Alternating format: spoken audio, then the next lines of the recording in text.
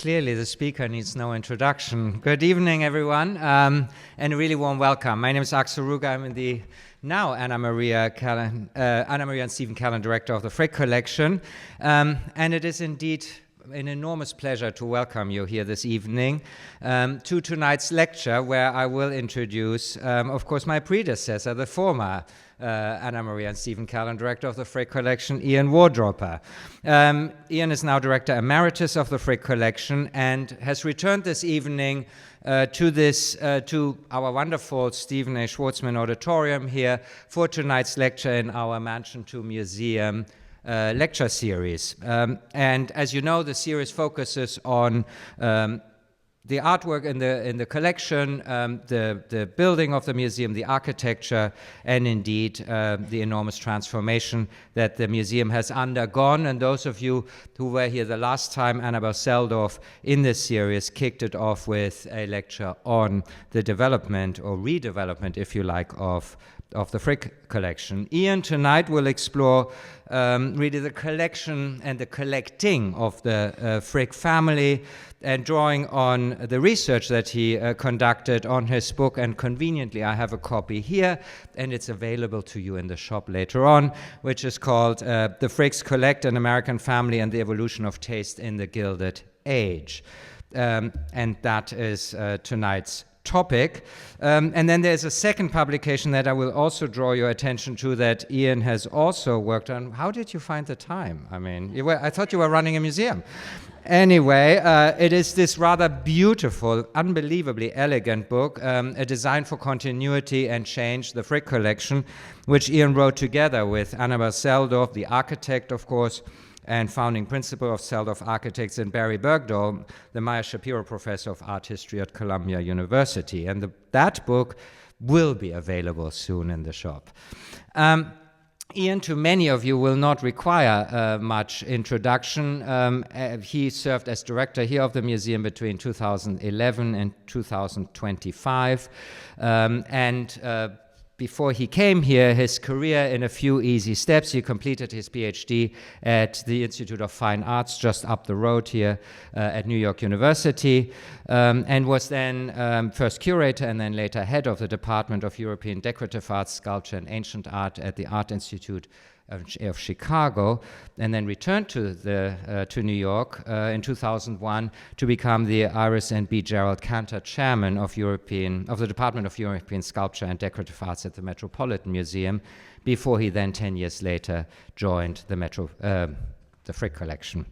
And Ian has developed, of course, many exhibitions in his career, multiple publications, has lectured on art history, and some of the publications noteworthy publications that he has authored were European Sculpture 1400 to 1900 at the Metropolitan Museum, a book on Bernini, sculpting in clay, Limoges, enamels at the Frick Collection, and also as part of our diptych series, Ricciot's oil lamp, and then the two books I just mentioned. On a personal note, I really would like to reiterate once more also my enormous thanks to Ian on behalf of the institution, but also personally, because as you can imagine, I am the luckiest guy in the world. Ian did the heavy lifting to realize the redevelopment and refurbishment of the Frick Collection, and then he handed over this fully formed, perfectly shaped and completed project for me then to open it, which has been an incredible privilege. So really, Ian and also our chair is here, Betty Everyard, together with the board and all our colleagues here have performed this Herculean task of this project and bringing it to completion. And for that also Ian deserves a huge amount of gratitude from all of us and from me personally. So thank you. And with that, I will hand over the podium to Ian, and I hope you will enjoy the lecture in the evening. Thank you very much.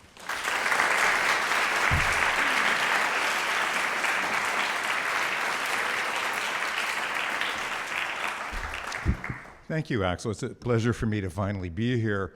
I spent a lot of time thinking about the space that we're in now and working with Annabelle Seldorf on the design, which she did on paper, and then worked with an engineering firm called Arup that has an acoustics division. And they have a sound lab downtown. So I remember distinctly, after they had analyzed this space on paper, going down to the sound lab and sitting in a chair where I had headphones on. And they said, well, if you're sitting in the middle row there, this is what chamber music will sound like, and this is what the spoken word will sound like. And if you're in the back row, this is what it will sound like. I was very impressed by that. But of course, it was all technological, and who knew what it was going to be like in person here in the space.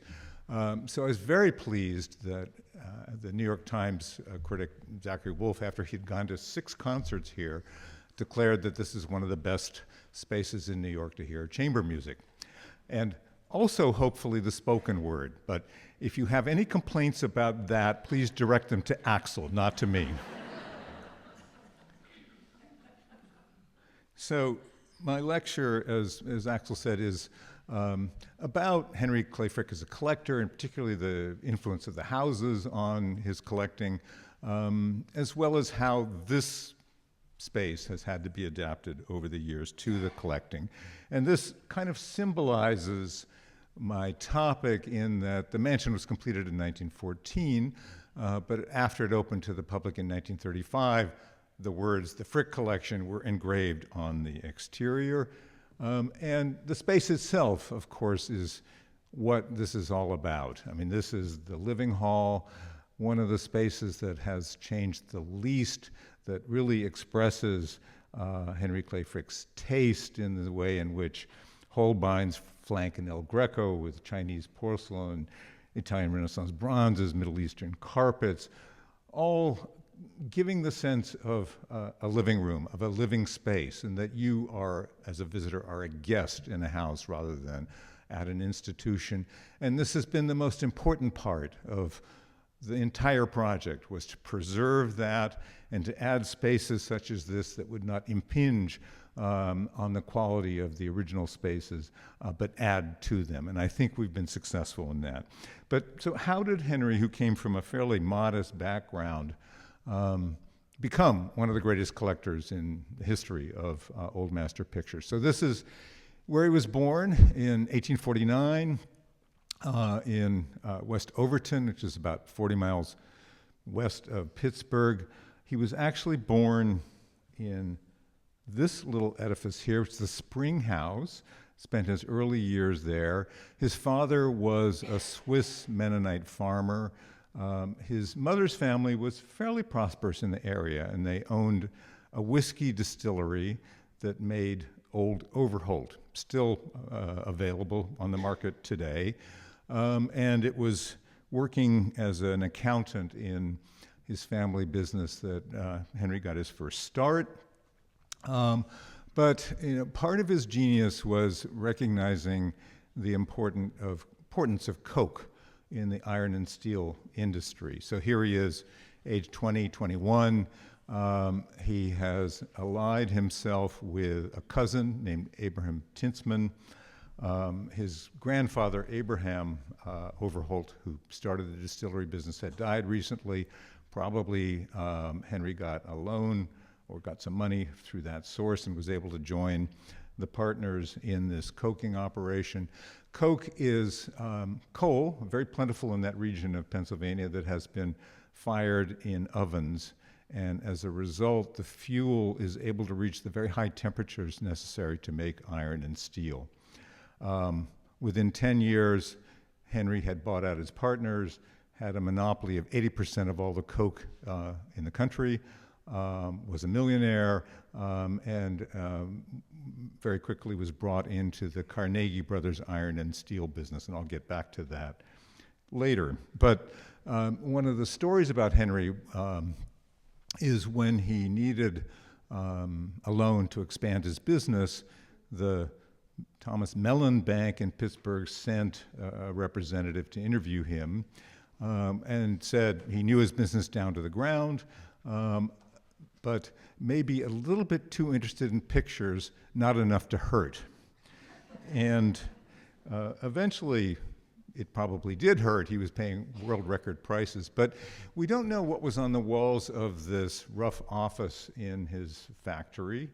But it's likely to have been prints after paintings.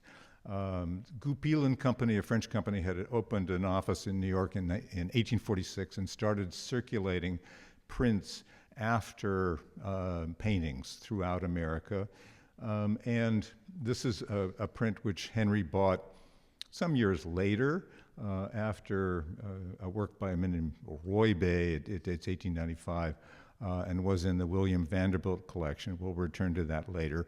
It's a kind of genre scene set in the 17th century, the kind of thing that Henry definitely did not buy later in his career. But early on, as he's learning about collecting, it's the kind of thing that he may well have bought, and he did actually buy this and displayed it in his house in Clayton later. So how did he become a collector? Pittsburgh was a very dynamic city at this era in America. The confluence of the Allegheny Monongahela rivers, industry was very important there, and as Henry began making his way, he would have known collectors such as Charles Lockhart, who was an iron and steel magnate himself. And this was the Lockhart Gallery around 1880, which is full of American painting, but particularly Barbizon School. This is a school in France that painted mostly landscapes in a fairly realistic style, very popular as Americans began drifting from collecting American art to collecting European art. So this is the kind of model that Henry would have seen. And this is the first documented painting that Henry bought by a man named George Hetzel, dated 1880. He bought it in 1881. Landscape with river, still in the collection in Clayton. And here you see the artist, George Hetzel, lounging, picnicking, and in the foreground, behind him is a man named John Beatty, who was also important in the arts in Pittsburgh. He became the first director of the galleries that would become the primary museum in Pittsburgh. And so it's rather surprising, but Henry really had close relationships with artists early on, particularly a man named Woodwell, Joseph Woodwell, who had a studio not far from Henry's house. Helen Clay, Henry's daughter, said often when they went out for a walk, they would go over to Woodwell's studio and hear stories of his work in Paris as a young student. And Woodwell is important because Henry bought pictures from him. Henry and Adelaide actually summered with the Woodwells near Gloucester. The Woodwells introduced the Fricks to the northern shore, where eventually they would build a house. But Joseph Woodwell also would lecture and write about French and English art. So he was a kind of influencer in Henry's direction towards European art. And here you see Henry prepared to go on his first trip to Europe. This is taken aboard the steamship Abyssinia in 1880, and he's with his very good friend Andrew Mellon, seated. Henry's to the left. Andrew Mellon is seated, and men named Hutchinson and Cowan, I think brought along for entertainment, a very good storyteller, to the right. But it was trips to Europe that broadened Henry's frame of reference in terms of collecting. And I should also note that the friendship with Mellon was really important. They were friends throughout their lives. Mellon was actually an honorary pallbearer at Henry's funeral in 1919. And Henry was very much cited as an influence on Mellon, who, of course, had really the foundational collection for the National Gallery in Washington. So this was a very fruitful relationship. But it was trips to Europe that allowed them to go to palaces, churches, to see artist studios. Museums were something new at the time. Here you see Bouguereau's studio, which he visited in the 1880s, and bought a picture by Bouguereau. Was not an artist he continued to buy, but this was, again, a kind of influence on Henry's collecting. And then here you see the Great Loan collection of pictures in the main gallery of the new Carnegie Art Galleries, 1895. Henry is now the treasurer of this institution. Andrew Carnegie had given $1 million to create a library, music center, museum, natural history museum that is the predecessor of the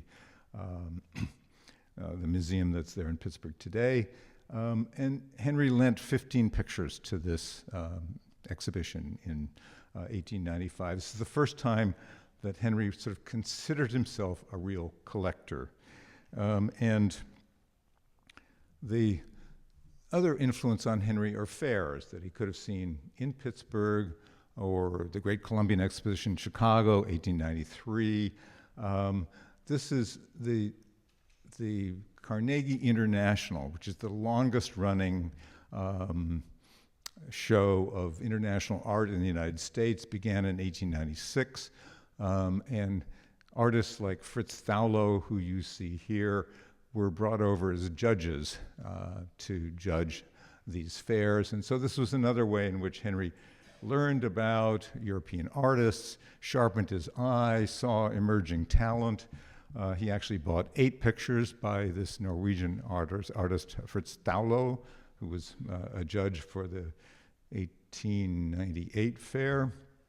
And this is a rather pretty image of the factories along the Monongahela River. I will remind you that there was a famous phrase in Atlantic magazine that Pittsburgh was hell with the lid off. So this is a rather attractive image of what was a sooty, rough industrial town that Henry lived in. And of course, dealers. Here you see Roland Knoedler with Adelaide Frick in Palm Beach, 1904. Knoedler's became really one of the most important dealers for Frick, and there was a dealer named Charles Carstairs, who was one of the directors of Knoedler's. Frick later wrote to Carstairs that, I trust your notion of the beautiful more than anyone I know. And so Frick developed a very close relationship with Carstairs, with Raymond Knoedler. They would travel with him. They would direct him to works on the market. So let's return just briefly to Frick's personal life. Here you see his wife, Adelaide. He had married Adelaide Childs in 1881. This photograph is 1888 and shows the family at that point. On the left, Childs. The baby is Helen Clay, and the child to the right is Martha, who tragically died a few years after this. And a fourth child, Henry Clay Jr., also died in infancy. But the 2 children to the left would play very important roles in the development of the Frick collection, and were interesting in their own right. So Childs, one of the things I love about him is, I think it's something that probably no one in New York, very few people in New York are aware of, is that he was a really serious amateur paleontologist. He supervised digs for fossils in the American West. He left no less than 250,000 specimens to the American Museum of Natural History. Many of them are still in the boxes they came in. There is a Childs Frick 6-story wing in the American Museum of Natural History complex that was finished in the 1970s. And he had, created one of the greatest centers of paleontology of certain eras in American prehistory that exist anywhere. And few people know about that. Helen Clay, more people are aware of, but she deserves more attention in that she was the head of the acquisitions department at the Frick for acquisitions committee for some 40 years.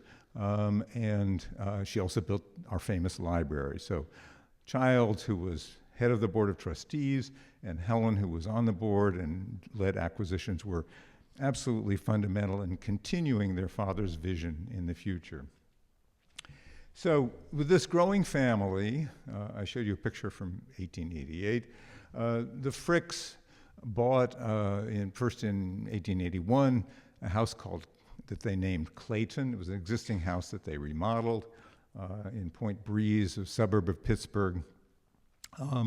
And you're seeing it now in a state when it was remodeled around 1892. Frick was now chairman of the Carnegie Company. He had more money, he had a growing family, and built this chateau-style house, or enlarged his house to this chateau-style that you see here. It was enlarged by a man named Osterling, who was a society architect. He worked for Heinz, Westinghouse. These are very familiar names. As I was saying, Pittsburgh was a dynamic city where there were many of the principal companies in America were developing. So Osterling worked for some of the principal people in Pittsburgh. And so Frick brought him in to renovate the interior of the house, which has been very beautifully restored in recent years by what is now called Frick Pittsburgh.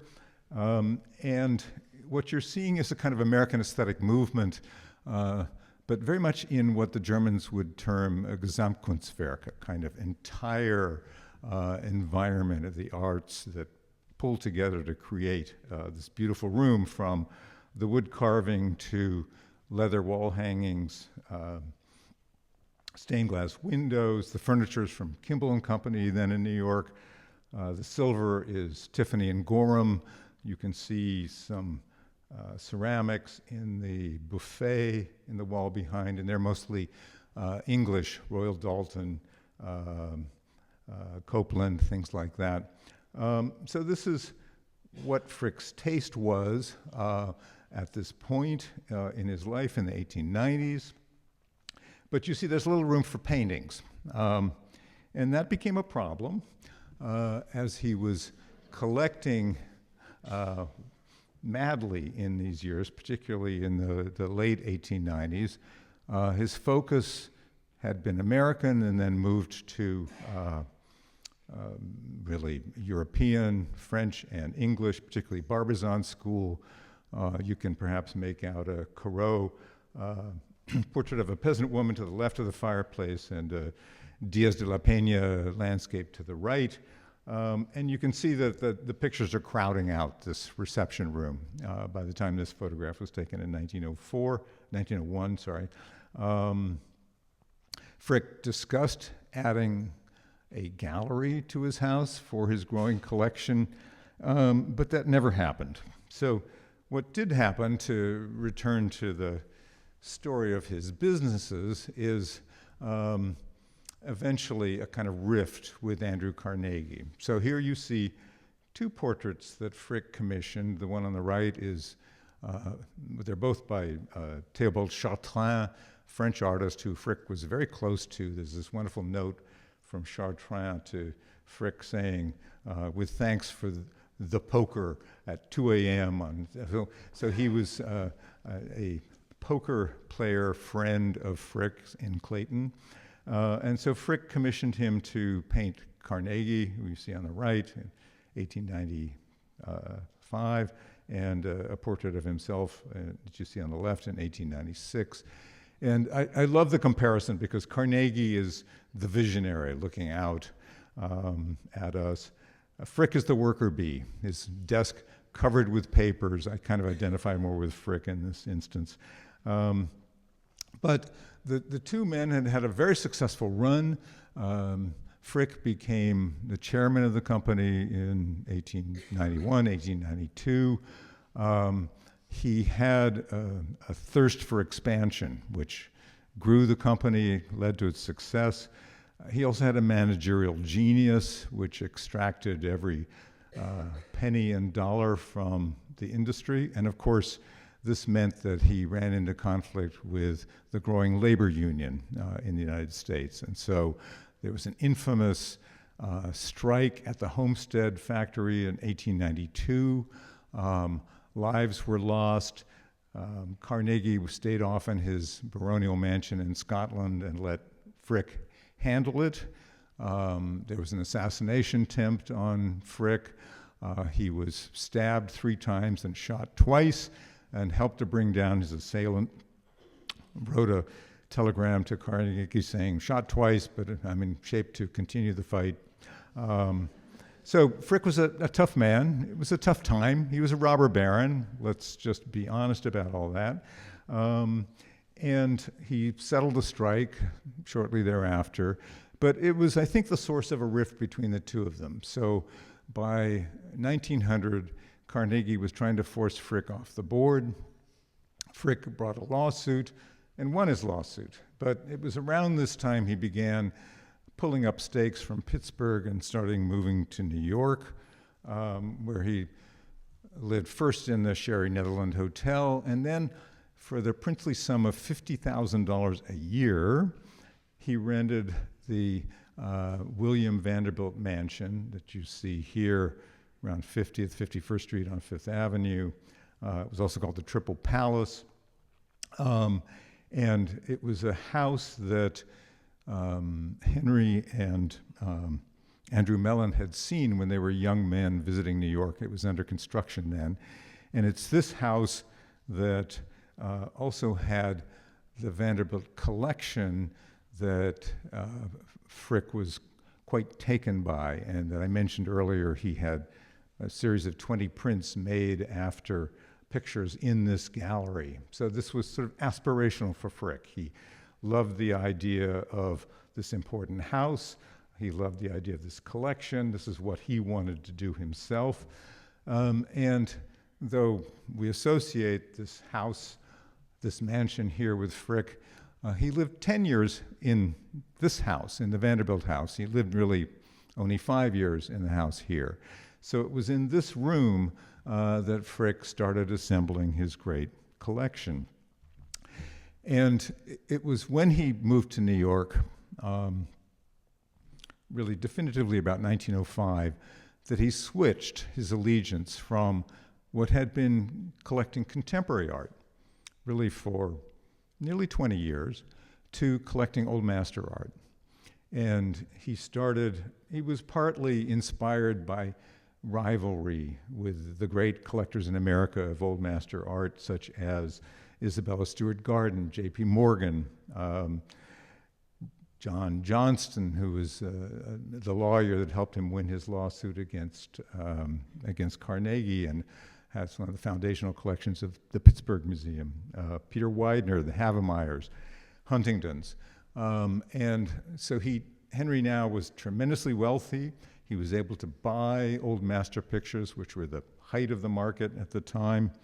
And so this was one of his first great acquisitions. 1906, the Earl of Ilchester was beset by estate dues and had to sell this Rembrandt, still one of the great pictures in the Frick collection. This is Rembrandt, 1658, shortly after he declared bankruptcy. You wouldn't necessarily know it unless you look closely at the eyes. And it's the triumph of art in the end. I mean, Rembrandt, even if he's in financial straits, is still one of the greatest artists. And it was this acquisition, I think, that really put Frick on the map. It was on the cover of an exhibition catalog at the Metropolitan Museum. Frick competed with Morgan and the Metropolitan Museum to buy it. And so this is really Henry announcing himself now as a great collector. In 1906, he buys this wonderful, one of the best of all Velázquez portraits of King Philip IV, 1911.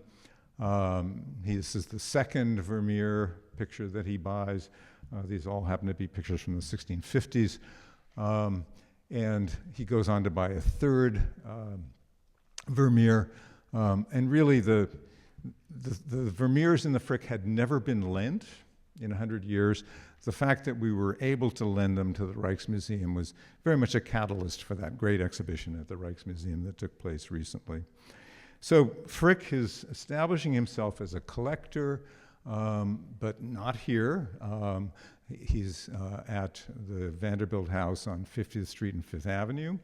And he builds another house, a country house, which he calls Eagles Rock in Pride's Crossing. It's near Gloucester, North Shore of Boston. 104-room house, built by the Boston firm Little Brown. And so it's here where he's spending his summers, and 104 rooms, you have to fill it. This is where the great dealer firm Duveen begins to make an impression on Frick. He starts supplying some of the furnishing, from French Rococo furniture to Chinese porcelain to some pictures. This is Francis Coates of Sir Griffin Boynton. Coates is a contemporary of Gainsborough, not quite at Gainsborough's level, but a very good portrait. Frick would love to have it someday.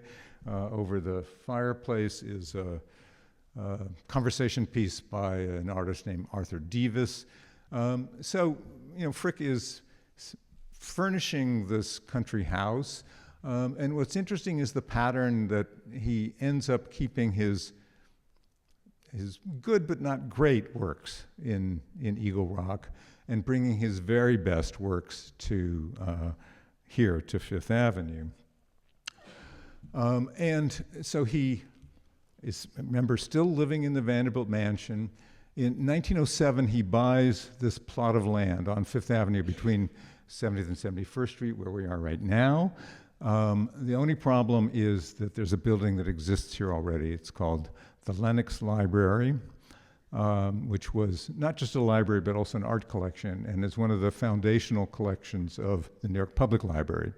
So Frick buys the land, and it's a very large plot by New York standards.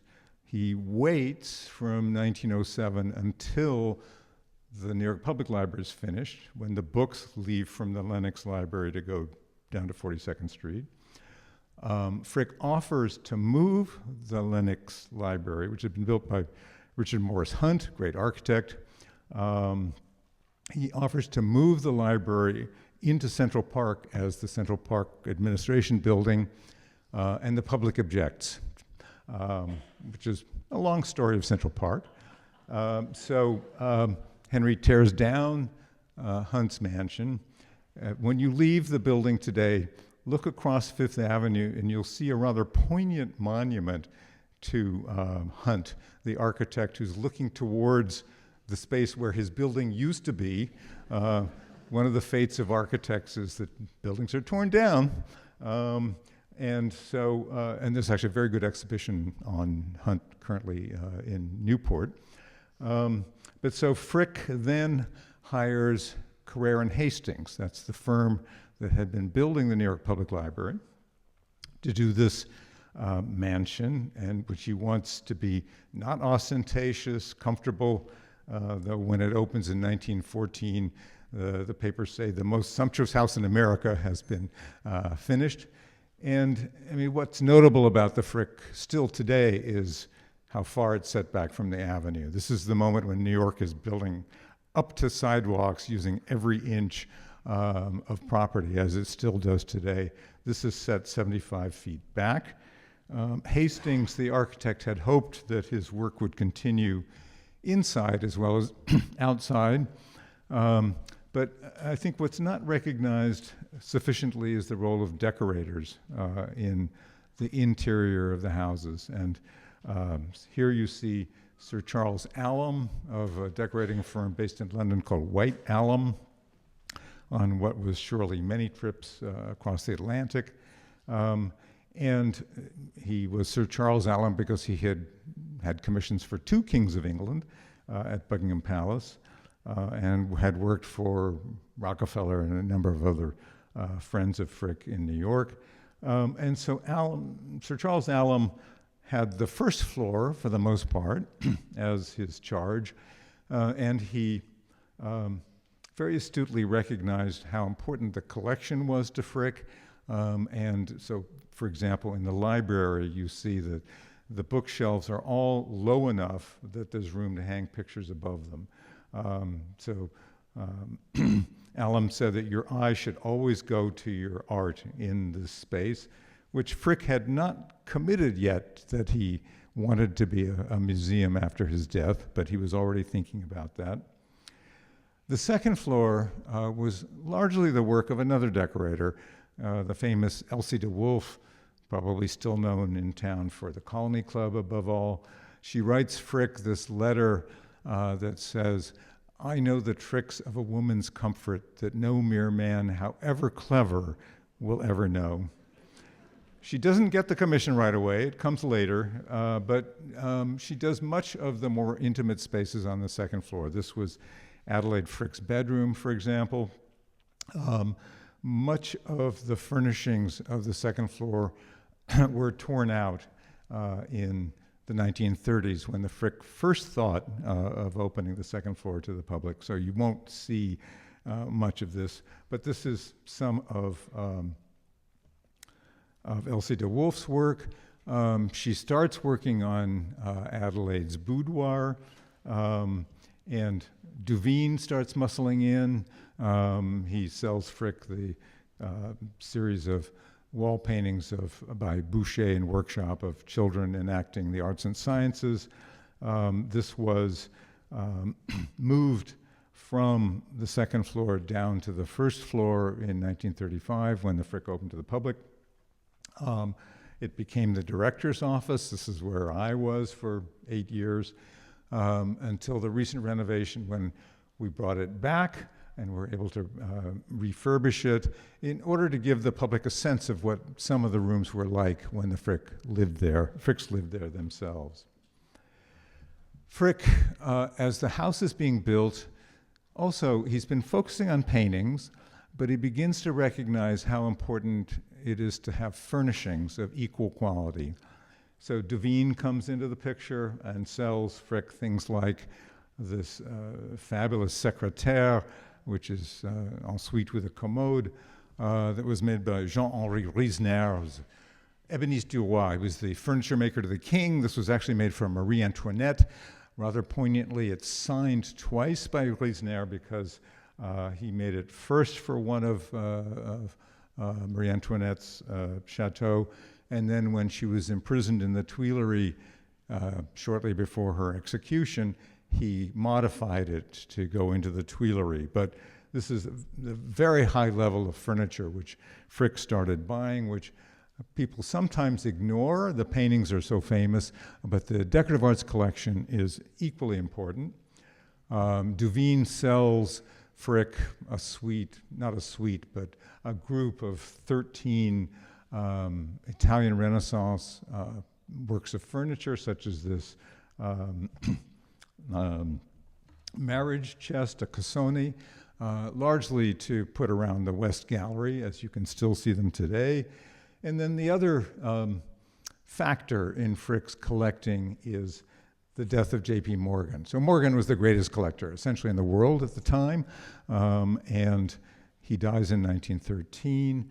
As a former president of the Metropolitan Museum, his estate is allowed to, for 2 years, show a couple of thousand works from Morgan's collection in the Metropolitan Museum. And here you see the cases with Italian Renaissance bronzes.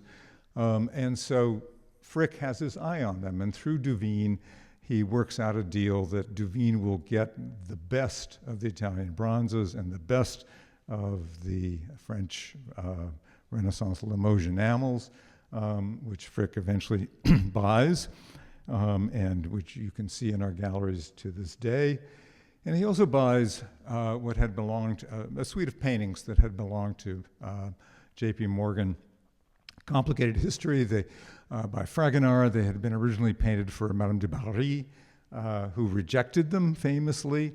Fragonard took them back. He reinstalled them in a cousin's house in the south of France during the Revolution, and eventually Morgan buys the whole suite, moves them to Prince's Gate in London, and while they're being exhibited at the Metropolitan Museum in 1915, Duveen happens upon a group of dealers from Noodlers looking at these pictures, and very quickly realizes that Nerdless wants to sell this to Frick. So Duveen quickly makes a deal with Jack Morgan and sells them to Frick. And he sells them to Frick, the suite of paintings, with no profit, which was a very astute move because Frick was so happy with the installation that after the installation, Morgan was able to sell him everything else in the room and establish a long-lasting relationship. This is sort of how the Frick continued to develop. And Frick continued to buy. The house itself caused him to think about where objects might go. So this has been in the living hall since it was purchased by Frick around 1916. Our great Bellini picture of St. Francis in the Wilderness, its original title from the time it belonged to a man named Tommaso Contarini. This wonderful image of man and nature, a spiritual painting, which was not, for the most part, to Frick's taste. He did not buy a lot of religious pictures. He balked at buying what many people consider one of the greatest Italian Renaissance pictures in America. Fortunately, Carstairs, the dealer, cajoled Frick into finally buying it, and we're so glad he did. But this is the kind of thing that Frick was buying late in his life. So I mentioned Helen Clay, his daughter, earlier, who was so important in continuing her father's collecting when she became the head of the acquisitions committee after Frick dies in 1919. This is a painted terracotta bust that came into the Frick from Malvina Hoffman's estate recently. So Malvina Hoffman, very important woman sculptor in America, was also a very close friend of Helen Clay, and Henry invited Malvina Hoffman to do this bust. We had always had a rumor that Helen Clay had herself destroyed the marble bust for which this is a model, which was confirmed when this finally was given to us by the estate not many years ago. It had a tag around its neck that said, destroyed by H.C., and so this is sort of an example of the fiery taste, the fiery nature of Helen Clay. But as a collector for the Frick, just look at two pictures that she bought in the same year, 1927. This is one, Duccio's Christ Resisting Temptation on the Mountain, which was recently splendidly shown in the Met's Duccio show as recreating much of the predella from the Maestà, the very important altarpiece it was painted for in Siena. By far one of the most important early Italian pictures in the United States. And Helen bought a number, really all of our important early pictures from Cimabue, Duccio onwards, Piero della Francesca. The same year, in 1927, she bought this. One of the greatest Ingres portraits anywhere, the Comtesse d'Aussonville. And what's interesting is neither of these areas were areas that Henry concentrated in. Henry was not particularly interested in religious art, so he shied away from Italian Renaissance art. He was interested in later French 19th century art, but not this earlier period. So Helen, bless her, expanded the collection and bought some truly significant works for the Frick collection. She, in 1961, Rockefeller proposed giving 3 works of art that were perfectly suited to the Frick. Helen objected, saying that her father would only have allowed things that came in through the family, though his will says nothing about that. She brought a lawsuit, she lost it, she appealed, she lost that, and she stepped off the board, which is too bad, but on the other hand, it's that moment that allowed the Frick to continue to collect from outside sources, albeit always difficult to find things of the quality of the Frick, but that sort of opened things up for us. So Frick dies 1919. His wife Adelaide continues to live in the house and in Bedford until her death in 1931. The trustees are now entrusted to put Frick's will into place, which is to turn the mansion into a museum. They hired John Russell Pope, who would later create the National Gallery in Washington, and he extends. This is where the West Gallery is. I think you can see maybe this is a lighter colored stone. So he continues that suite with the Oval Gallery, East Gallery. He builds the rather dramatically vertical Frick library.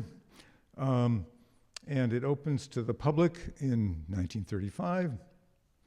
In the beginning, the trustees and staff didn't trust the public, so there were stanchions everywhere. One of the things I love about the Frick, I think that we all love about the Frick, is that there are not stanchions. There are not plexiglass bonnets. You are invited to feel that you're a guest. You're invited to get close and look closely at the works of art. It's really one of the true distinctions of the Frick. And so now I just want to speak a little bit briefly about the need for expansion and how the Frick has accommodated its growth of audience and of its collection. So this is called a morphology of the building. So here, the original Carrera and Hastings building finished in 1914. Here, the continuation of the John Russell Pope addition that I spoke about. He also built the library. He enclosed what had been an open-air courtyard and brought the porte cochere forward to be the entrance, which I'm delighted still is the entrance everybody walks through. In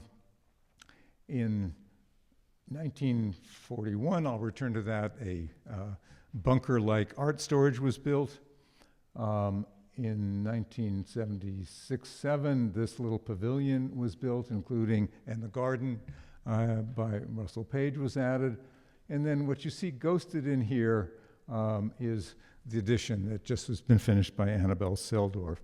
But most people don't know that this is actually number 6, the 6th time that the Frick has had a master plan to build, but has been foiled 5 times previously.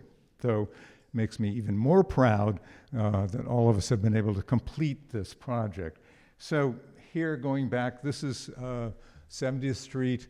Those of you who know cars will probably be able to date this to the 1940s. What is really interesting is that the Frick was right up against a row of very large townhouses, and it spent 30 years buying these townhouses. Now you see a gap here. That means it's the early 1940s, and this is what happened. This is World War II. Many New York museums are sending their prized possessions out of the city for safety in case there's bombing. The Frick instead builds a bomb shelter 3 stories down. Here you see it underway. I'm standing around here. You are up in here. There's another floor underneath there. And so one of the hardest parts of the construction project was tearing out the rebar and concrete of this bomb shelter in order to build the space where we are now. But it was virtually unusable by this point. The elevator could no longer function. The garden had been leaking into it for years. So to remove that, build new art storage, and build this beautiful auditorium is one of the wonderful aspects of the project we've just been through. So in 1966, the first project where the Frick sought to expand. It may be a little hard to read this blueprint, but this is essentially a mirror image of the existing building. It's designed by a Pittsburgh firm, Johnson Macmillan, 1966.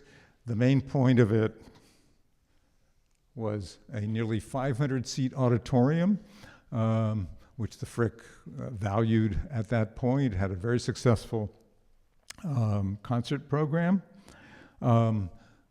This never came to pass because by the time the Frick finally had bought the 3rd townhouse and had the plot of land, It was mid-'70s.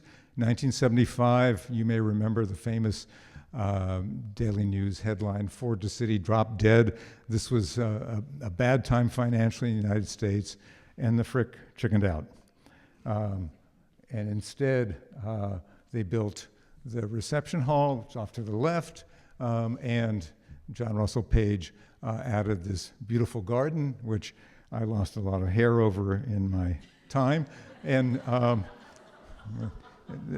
it's thinning. But in the end, I'm pleased that we have now saved the garden.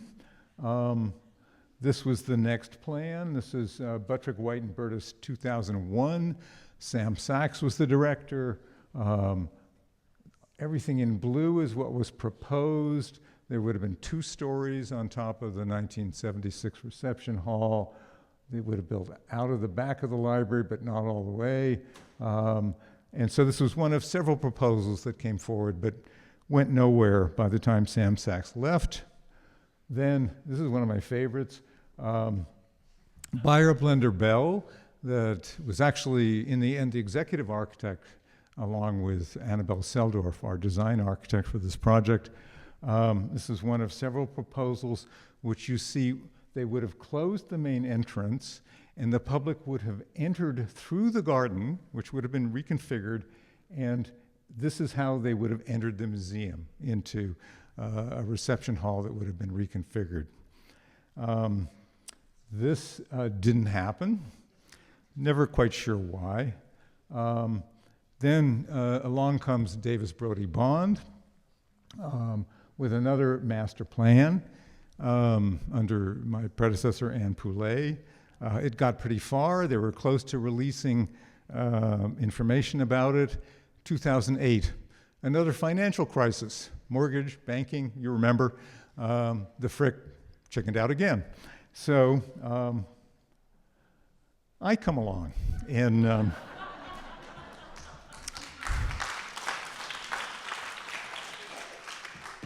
so the Board of Trustees, bless them, nobody said anything about a building in my job interview, but I started discovering all these blueprints in my office, and I began confronting the very real problems that the mansion had and becoming a modern 21st century museum. So I chose to go with the architects of record, Davis Brody Bond, who had done a master plan, who had enclosed the portico gallery and had done it very handsomely. And so I just said, well, the Frick spent 30 years and a lot of money buying the 3 townhouses. Let's go back to that site. And so here you see the plan. The one thing it has that I was not able to achieve here, and which Axel has to deal with, is no loading dock. There would have been a loading dock. We're one of the only museums in the world that does not have a loading dock. We have ways around it, but it's not perfect. So this was the plan. I think I have another, whoops, no. So there was, as many of you will remember, a lot of opposition, particularly because of the garden. It would have meant that the 70th Street garden would have had to disappear.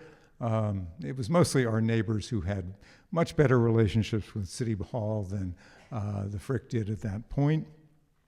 So we had to shelve that plan and turn to Annabelle Seldorf, who astutely used existing elements from some of the plans that you've seen before in terms of building out from the library, building over some of the older galleries in the Frick, dividing these 2 with a kind of glass bridge so that it would not be too blocky, building just a, conservatory-like space, which is hardly visible from the street. So the answer is we listened to the neighbors. We built as little as possible above ground. We repurposed something like 50,000 square feet underground, including the space that we're in now. And I think we succeeded in building an amenity for the future, and I'm very grateful to Annabelle and everyone who worked on this building project. We had to move out because the building project touched almost every square inch of the 220,000 square feet of the Frick property. And at first I thought all the collection would go into storage, and we would have to find office space for the staff. But luckily, I was able to come up with an agreement in which we could lease what was then called Met Breuer for the last 3 years of their lease. And I think people were terrified. I know the staff was when we first had this opportunity to install here. What was the Frick going to look like in a brutalist building? But I think there were these wonderful things that happened. And the Bellini, which I showed you earlier in a little chapel for itself, we were able to rethink the collection, represent it, and fortunately, almost everybody loved it, almost too much. Some people said to me, well, you should just stay there, which was a little bit of a shock, but we're very happy we moved back. And we moved back having learned some lessons from the experience of being there. So really, one of the centerpieces of this entire project has been to open the second floor, as I mentioned. And this has allowed for the growth of the collection, which has more than doubled since we opened to the public in 1935. And we've been very fortunate in having some of the finest collections of decorative arts offered to the Frick in recent years. And the smaller scale, more intimate rooms of the second floor, where the family bedrooms and private rooms were, are so appropriate for the scale of these objects that I so commend the curators for having devised ways to make the objects look their best in these spaces and make the second floor really a major attraction for people who visit us now. So Henry Arnhold's Meissen collection, this was actually the first object that came in from Henry's collection, a great bustard designed by a man named Kendler for the Meissen factory. Meissen was the first European porcelain factory to discover the Chinese method of making true porcelain, and Henry ultimately gave us some 130, 140 pieces of Meissen porcelain, and he also gave us the funds in order to create a space to present it in the portico gallery that I mentioned that Davis Brody-Bond created earlier. We were so fortunate that Melinda and Paul Sullivan, who have the greatest private collection in the world of Dupaquier porcelain. This is porcelain made in Vienna, mostly in the second quarter of the 18th century, allowed us to choose some 14 pieces, which we very proudly display on the second floor. And then nearby also another of our trustees, Sid Knaufel, who had one of the finest collections of French faience, that's tin glazed earthenware made in France from the 16th through the 18th centuries, allowed us to choose 75 pieces from his collection. It's a wonderful charger from Rouen of the 18th century. And in honor of Sid, we've created a display of all of his faience on the second floor of the mansion as well. Stephen and Janie Wusher have, without any question, the finest collection of portrait medals in the world. I happen to have known Steve since he was my art history teacher at Brown in 1971. Takes a long time to get to know people sometimes and to bring them around. But Steve gave us his medals collection, which is very handsomely displayed. I think eventually there will be some 800 medals, and we're showing about 120 of them now. Really the finest, one of the finest collections of medals anywhere, and delighted that it has a home on the second floor. And finally, I haven't talked about paintings very much. It's hard for the Frick to compete at the astronomical level that many European painting can bring today. But a trustee who died several years ago, Asso Tavidian, left us one of his finest works by Moroni, a portrait painter based largely in Bergamo in the mid-16th century in Italy. It's this wonderful portrait of this woman who has a piercing glance at us. You know she's looking through us. The first Renaissance portrait of a woman to enter the Frick collection. beautiful portrait. And I'm pleased to say that just this afternoon, in front of this portrait, if you go to look at it on the first floor, the latest acquisition of the Frick was made. It's a bronze statue of a warrior by Andrea Riccio, one of the great bronze sculptors of the day. It's so recent, I'm not sure if I'm allowed to name the person who gave it, but I hope you'll take a look at this wonderful piece. So the Frick it's a living institution. Henry began his collecting early on when he was a young man. He continued it throughout his life. He built houses that inspired him to collect more. He began as a kind of follower and collected contemporary art. He ended as a leader, as one of the great collectors of old master art, and has left us the legacy in this wonderful building, which I hope you will continue to enjoy. Thank you.